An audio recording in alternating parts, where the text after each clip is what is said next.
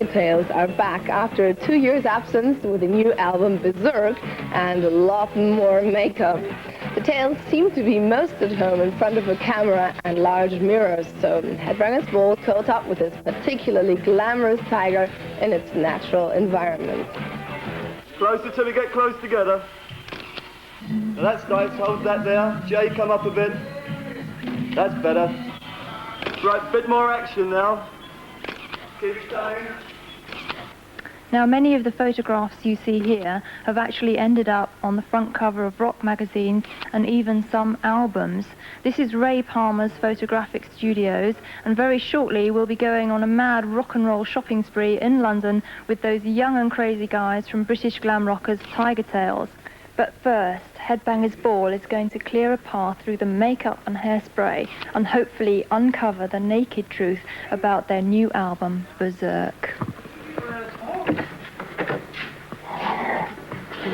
Could you explain why there was a 2-year break between the Young and Crazy album and the new Berserk album? Right, well, I mean, obviously there was a lot of things like, I mean, number one, him. I mean, there's a different singer now. Well, that's Steve's hair, he's dyed black, and a different singer. When we got into the studio, there was a lot of problems, like with the producer. Had to fly off to Japan and do another band, so we took a month off for that.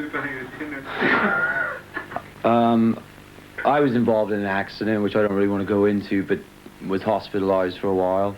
And just basically all stuff like that, you know. And then waiting for the right time.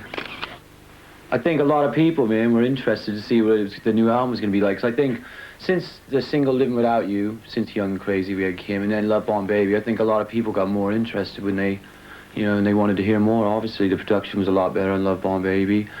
And I think that's definitely a lot, you know, a lot to do. A lot of people checked it out, and we didn't get taken as much as silly as we used to, I think.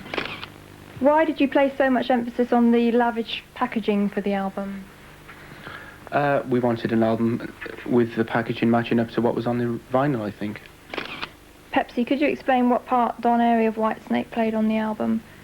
Yeah, well, we decided initially that with any ideas that we had, we want to follow up. So if we wanted keyboards, we'd make sure there was keyboards on there, whatever, orchestra, whatever. And we just figured Don Airey was like the archetypal rock keyboardist, if you like. So we just went about trying to get him, and luckily our producer knew him, rang him up, said, will you do it? And he said yes. And also, not only did he do keyboards for us, he also scored the orchestra, conducted the orchestra, just a generally all-round nice guy. If someone comes to the show or they listen to an album and they don't like it, that's fair enough, but if they say they don't like it without even watching or listening or give it any time, then it does bother me, but, you know, it's entirely up to them, really.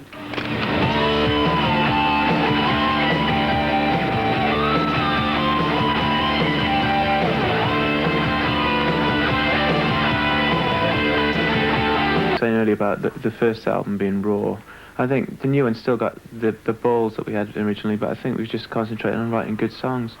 So I guess I don't see it as being like a sellout. We're just trying to write more immediate melodies and just trying to do what we do in a more sort of less, or more or less, in a less roundabout way, just be much more direct and hard-hitting about everything.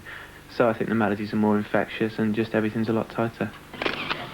The same old things though, really. I mean, it's always like Poison or all that, and take all the makeup off and all that kind of thing. I mean, what's the point in doing it in the first place, you know? I mean, I saw a picture of C.C. DeVille today. I mean, my uncle looks better than he did, and he's 56, you know what I mean? So. Could you ever see yourself taking off the makeup and becoming a more serious band? I think the only reason we do that would be to try and get people to take us seriously, but I don't think they would, even if we took all the makeup off, so I mean, it's there to stay, I think. Plus we're very, very, very ugly, so it's going to have to hang around for a little while. Okay, that's the serious side of things over and done with. Now we're going to go on a mad rock and roll shopping spree with the guys in London, and it may give us some insight as to how they put their image together.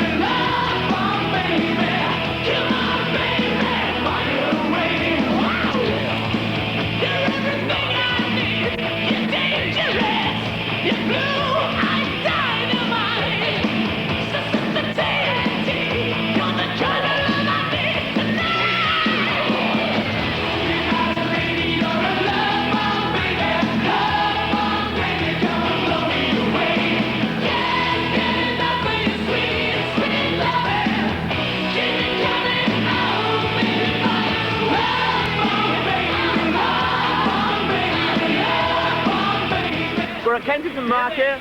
MTV's going to give us a shitload of money. We're going to spend it all, man. We're going to spend it all on clothes, and we're going to look just as diabolical afterwards as we do now.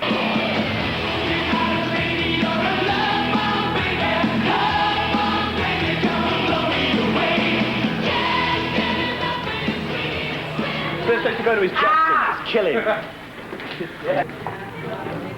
I actually bought this here about 2 years ago, but it looked like that. So this is disgusting. Anyway, perhaps I should try one on. Maybe I'll look much better in that. I don't know. Maybe not. It's 190 quid. Definitely not. My grandmother probably like it.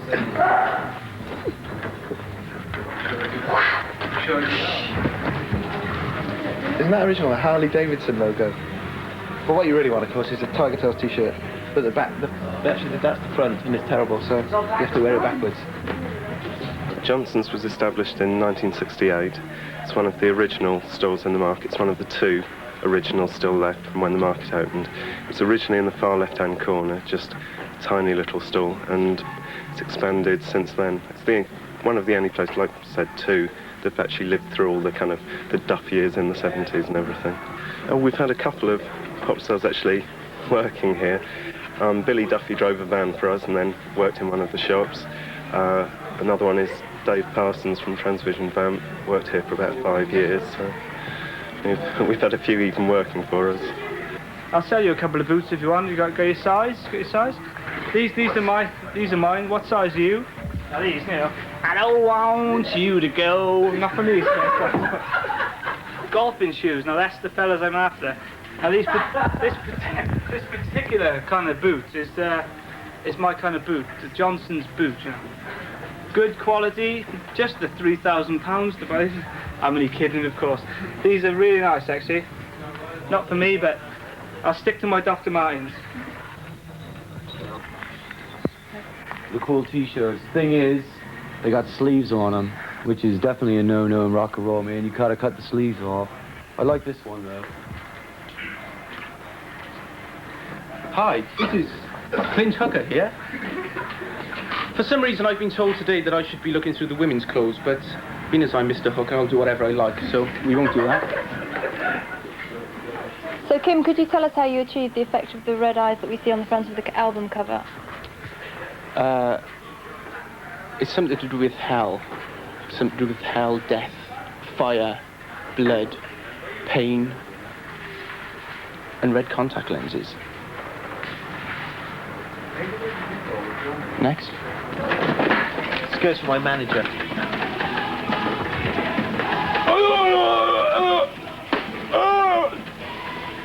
Man, what's this retail at? I gotta know. Oops.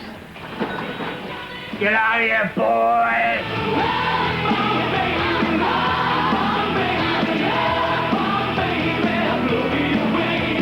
There's 2 essential items for any rock band. One is guitars and one is pink hairspray.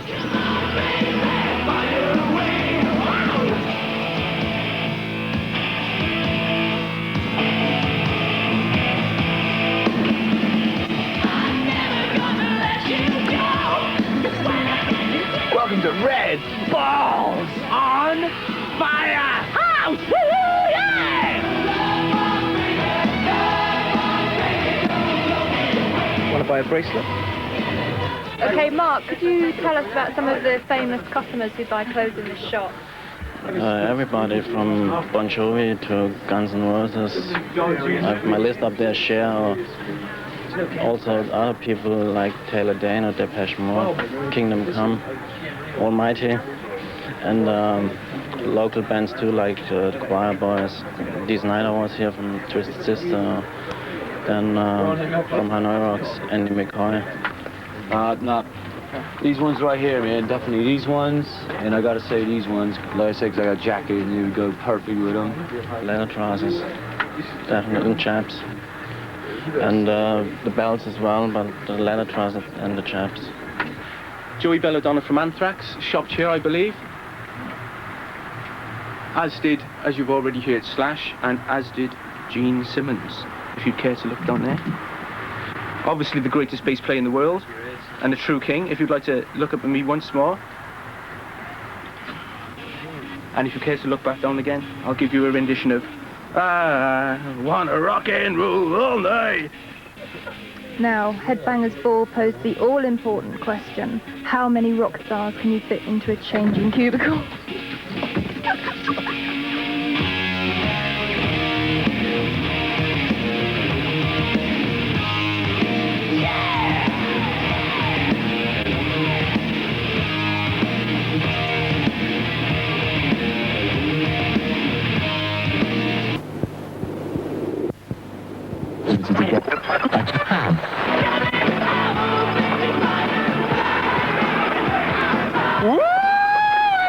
Hit the good, music maniacs! That's the crazy sound of Tigertailz. Coming at you crystal clear on 3982 F. So turn your radio up and get down, cause the noise level's critical. You understand? I know. Do that.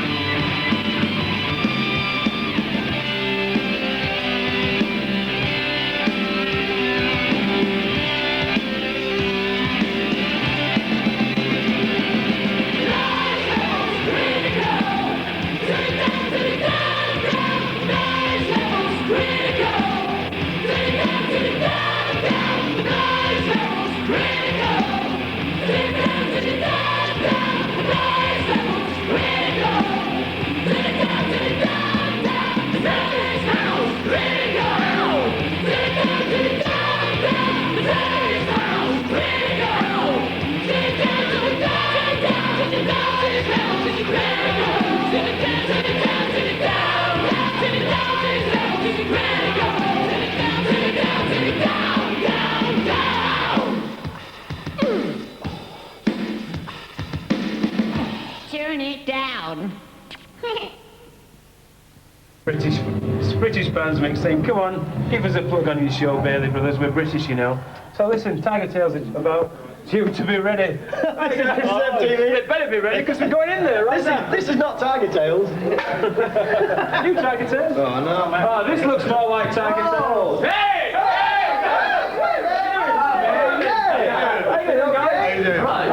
Okay, well, as you can see, You're not ready? he's not ready.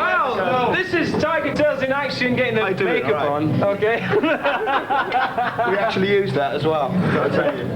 Yeah, well, that's probably a good question to start. And bands like Poison and Motley Crue have ditched the makeup now, so why are you guys? Just for that reason exactly, really. No one else is doing it. You want to be the last band wearing makeup? You want to look like his mother. That's it. You better ask him. You've been sponsored by a big chemist firm. Well, I think we're working on it. Maybe you can help. Yeah. You put a lot of weight with Max Factor, don't you? I can't say that. You've got a good logo. Where's the name Tigertailz come from? Hook up with that one. You made it up? Well, we just figured no one else would be called Tigertailz, so we thought, well... We ain't got to worry about anybody stealing the name. Yeah, exactly. So, as a British band, would you say you're having a rough deal at the moment getting publicity and getting noticed? Not at all. Not at all. Not at all. Not at all. Not at all, no. So would you really guys good. go around the street like that? We do. Didn't you see us coming in? We do like this. I had these same clothes on. My mother made these.